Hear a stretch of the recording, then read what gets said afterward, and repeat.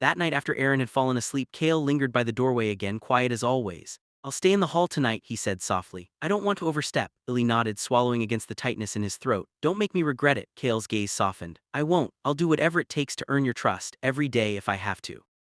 And for the first time in 5 years, Eli believed him just a little. Their life settled into a fragile rhythm. Kael's presence, once unbearable, now carried a quiet comfort. Eli still flinched at the scent of him sometimes, at the memory of abandonment, at the sharp pangs of anger and longing intertwined. But slowly he began to notice the changes in himself. A willingness to glance toward Kael, a softening in the tone of his voice, a subtle relief in sharing the burdens of parenting and household life. Aaron, oblivious to the complexities of adult emotion, thrived in this new dynamic. He laughed easily, ran freely, and began to bond with Kael in ways that Eli could not control. And strangely, Eli found that comforting. Kael was not replacing him, he was adding to their world. One evening, Eli found Kael quietly reading a story to Aaron while the boy sat cross-legged on the floor, wrapped. Eli leaned against the doorway, arms crossed, and watched. Kael's voice was gentle, rhythmic, patient, and the scent of him filled the room, not sharp and restless but warm and steady. Eli realized then that he had been holding his breath for 5 years, waiting for a betrayal that might never come. And perhaps, just perhaps, Kael had finally changed. It would take time, it would take effort. And it would never erase the past. But for the first time, Eli allowed himself to imagine a future where Kael stayed, not as a memory, not as a regret, but as part of their family. And that, Eli knew, was the beginning of something real. Winter came late that year, creeping slowly into Argentfall with gray skies and damp streets. It brought long nights, firewood stacked in corners, and quiet hours that Eli had once filled with loneliness. Kael stayed. He stayed through Aaron's tantrums, through sleepless nights, through the Omega's quiet distance and sharp words. He learned every nuance of their lives, every routine Eli had built over 5 years, and he adapted, not perfectly but consistently. That consistency slowly began to melt the walls Eli had built. One night the city was unusually still. Snow fell softly outside the apartment windows, blanketing the streets in white. Eli had been up tending to Aaron, who had woken in the middle of the night, shivering and restless. Kael had followed him upstairs quietly, hands empty, presence deliberate. "Let me help," Kael whispered, his voice low and careful. Eli stiffened. "I don't need help." Kael's hand hovered, not pushing, not demanding. "I don't want to make you do anything you don't want. I just want to be here with him, with you, if you'll let me." Eli's chest tightened. He hated how vulnerable he felt. 5 years of hurt and absence could not be erased with a whisper. "I don't know if I can," he said honestly. Kael nodded. "I know, and I'll wait, no pressure." Aaron stirred in his sleep, small hand reaching toward Eli. Kael moved gently, crouching beside the bed. "Let me hold him for a minute," he said softly. Eli's breath caught. Part of him wanted to refuse, to protect his son, to protect himself. But the other part, the part that had always loved Kael, hesitated. Slowly, with a deep, controlled inhale, he handed Aaron to Kael. Kael's scent enveloped them both, warm, steady, familiar, yet changed. Aaron's tiny body relaxed against him immediately. He cooed softly, pressing a hand against Kael's chest, eyes still half-lidded in sleep. Eli watched, heart in his throat. This was the moment he had feared and longed for without realizing it. The moment Kael showed him that he had changed, that he could stay, that he could love without abandoning. Kael looked up, meeting Eli's gaze. There were no words, only sincerity. "I'm not leaving again, not ever, I promise you both." Eli's walls cracked, imperceptibly at first. Warmth spread through him, hesitant and cautious but undeniable. He had wanted this for years, a family whole again, and Kael was here, showing him that it could be possible. For the first time in a long while, Eli let himself breathe. Slowly, carefully, he stepped closer. Kael's eyes softened, and together they stood there in the quiet night, snow falling outside, a small family beginning to stitch itself back together. The next weeks were a series of small victories. Kael learned to cook full meals without burning anything. He learned Aaron's favorite bedtime story by heart. He attended parent-teacher meetings, learned which herbs helped Aaron sleep, and stayed by Eli's side through every minor emergency, every scraped knee, every sleepless night. Eli noticed himself laughing again. He noticed Kael's hand brushing against his shoulder, not in possession but in partnership. He noticed Aaron's face light up when Kael entered the room. One evening, after a long day of chores and errands, Eli found Kael sitting cross-legged on the floor, Aaron asleep on his lap. The apartment smelled of bread baking and wet snow outside.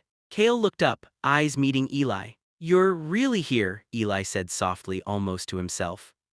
"I am," Kael replied. "I'm not going anywhere." Eli's chest ached in the best way. For the first time in years he felt hope. Hope that love could be rebuilt, that family could survive absence, that trust could be regained, not forgotten, not forgiven blindly but earned slowly through patience, action, and devotion. He knelt beside them, hand resting gently on Aaron's small shoulder. Kael's hand met his, a quiet, deliberate touch. Neither rushed, neither demanded. For the first time they allowed themselves to simply exist together, the three of them. The winter night stretched around them, soft and still. Outside, snow continued to fall, blanketing the city, washing away old scars. And inside, Eli realized something he had never thought possible after 5 long years. He was home, with Kael, with Aaron, and for the first time he allowed himself to believe that staying could be enough. Spring arrived in Argentfall slowly, carrying warmth in its folds and the promise of renewal. The snow melted, the river ran clear and lively, and life moved forward outside the small apartment where Eli, Kael, and Aaron had begun to build their fragile family. Inside, the air smelled of bread, herbs, and the faint, comforting trace of Kael's presence, steady, warm, patient. Lee watched Kael with Aaron, who laughed freely at some small, silly game. Kael's eyes softened every time they met Eli. His alpha scent was no longer sharp or restless, it was grounding, familiar, and safe. Lee realized then with a shock of clarity that he had stopped measuring the absence. He had stopped expecting betrayal. He had stopped holding Kael at arm's length. The moment came unexpectedly. Aaron had fallen asleep on the small couch, curled against a pillow with the soft rise and fall of exhaustion. Eli had been folding laundry, and Kael had been arranging some books on the shelf. Their hands brushed accidentally, softly, almost shyly. The contact lingered longer than usual. Kael turned to him, eyes searching, gentle. "I know I can't make up for what I did," he said, "but I want to be with you, with all of you, fully if you'll let me." Eli's chest tight. The years of hurt, the months of guarding his heart, the nights of sleepless worry, all of it crashed forward, and yet he no longer recoiled, he no longer needed to. Slowly, carefully, Eli stepped closer. Kael didn't rush him, he simply held out his hand, an unspoken promise. Eli took it. They moved together slowly until they were close enough to feel the warmth radiating from each other. Eli inhaled sharply, tasting the scent of Kael, home, safety, and the faint, undeniable trace of desire. Kael's hand cupped his cheek, thumb brushing softly over his skin. "I'm here," he whispered. "I'm not going anywhere, I'm yours if you'll have me." Eli closed his eyes, letting years of fear and longing dissolve. I want you," he admitted, voice trembling raw. Kael leaned forward, pressing a gentle kiss to Eli's forehead, then lips brushing lips, soft and reverent at first, learning again the language of trust and love that had been broken so long ago. Their bodies pressed together carefully, hands exploring slowly, deliberately, savoring the rediscovery of connection. For the first time since Kael had left, Eli allowed himself to melt into the alpha's arms, to let the heat rise without fear, without expectation, only presence. Their bond, once fractured by absence, was now real, tangible, and mutual. Hours passed in quiet, patient intimacy. There was no rush, no demand, only the mutual give and take of two souls rediscovering each other. And through it all, Kael's devotion never wavered. He whispered reassurance, touched gently, smelled the Omega's heat, and anchored Eli with his scent, patient, steady, unwavering. When they finally lay together afterward, Eli pressed his face into Kael's chest, breathing in the warmth and security he had craved for so long.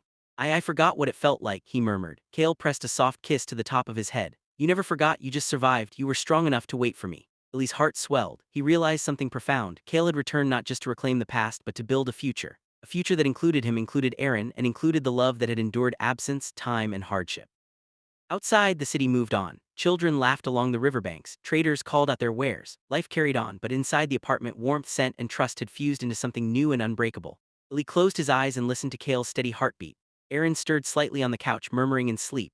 The scent of home, of family, love, and finally belonging filled the room. For the first time in years, Eli allowed himself to believe. Love could survive absence, trust could be rebuilt. And a family, however fractured once, could be whole again. And in that quiet moment, with the alpha at his side and his child nearby, Eli knew they had finally come home.